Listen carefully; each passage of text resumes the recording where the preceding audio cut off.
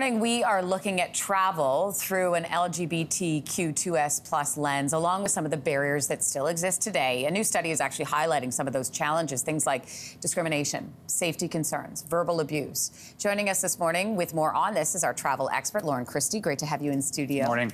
All right, so let's walk through some of the details of this study, if you don't mind. I'm going to put some stats up on your screen here. So nearly half of LGBTQ2S plus travelers say they experience discrimination while traveling. We're talking about, 46% experience discrimination, 26% subjected to stereotyping, 13% say they were stared at, laughed at, verbally abused by other travelers. So, Lauren, in this study, what jumped out to you?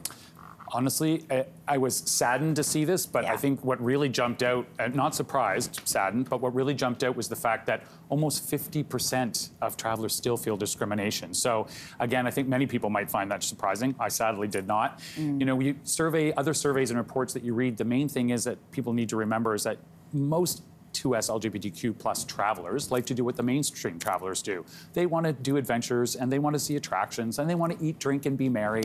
But the number one thing that comes up time and time again is I want to feel safe, I want to feel included, and I want to feel welcomed. So not really surprised to see those numbers. So are there certain destinations that travelers typically avoid? There's actually plenty of them. And when you travel and when you're part of the community, you have to take kind of a risk assessment as to what's worth it or what's not. But I think, again, you might be surprised to know that there's several Caribbean islands, including places like Jamaica and Barbados, where engaging in homosexual acts is actually still illegal. And you can end up in a forced labor situation or even up to 10 years in prison, which is shocking.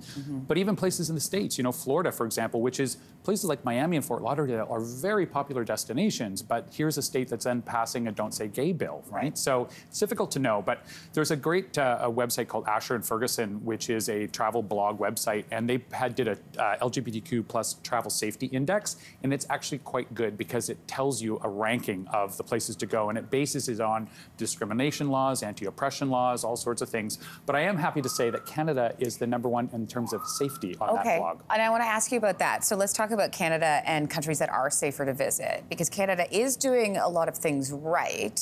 Is that fair to say? I think it is fair to say. There's always more to do. The journey toward inclusivity it's a journey. It's not a tick box and done. But just look at Canada a couple months ago, passed the bill banning conversion therapy. So they are constantly doing things to make things better. But to bring it down to the travel and tourism industry, what I think is amazing, I think on the business side, business operators have realized that industry, the LGBTQ plus industry in Canada, is worth $12 billion. Wow. So there's a big industry to tap there. And if you can get into that safety and inclusivity vibe, it's a good one to get into. And so I do some work with Canada's LGBT plus Chamber of Commerce, and they do on their tourism programs. And so some of the things that we're seeing is way more businesses and destinations doing diversity and inclusion language training, trying to take steps to make their workplaces more inclusive, working on their imagery to make it more marketing and inclusive. Because with any traveler in our community, if you could see yourself in the images, then you can see yourself there. Right. And it's a very easy trick, but it's not one that all of them do.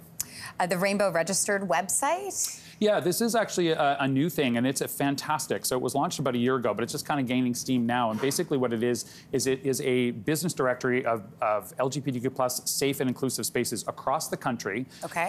This is the website there, you can see. And so you can go on and look at accommodations, attractions, and it isn't just tourism specific, but it is fantastic for the tourism business if you're planning a trip. So you can see what's safe and safe for you to visit. And what I really love about it is that the reason that people get on this is because they've gone through an accreditation process. It's not just because they say they are friendly and they put up a rainbow flag. It was developed in conjunction with the Chamber, Tourism HR Canada, and the federal government over the last 2 years, so that they actually have to go through an assessment. So it's been vetted, essentially. They have been vetted. So you know that these places have reached a certain level. So it is a absolutely fantastic standard to go through. So right now there's about, I think 70-some businesses on there, but I think you're going to see more and more as we go forward. So absolutely great tool. Lauren, great to have you in, and some great resources. We'll make sure to post that for our viewers today. We Happy Pride. Hey, thanks for watching. If you liked this, be sure to subscribe here, or you can check out more Your Morning videos right here.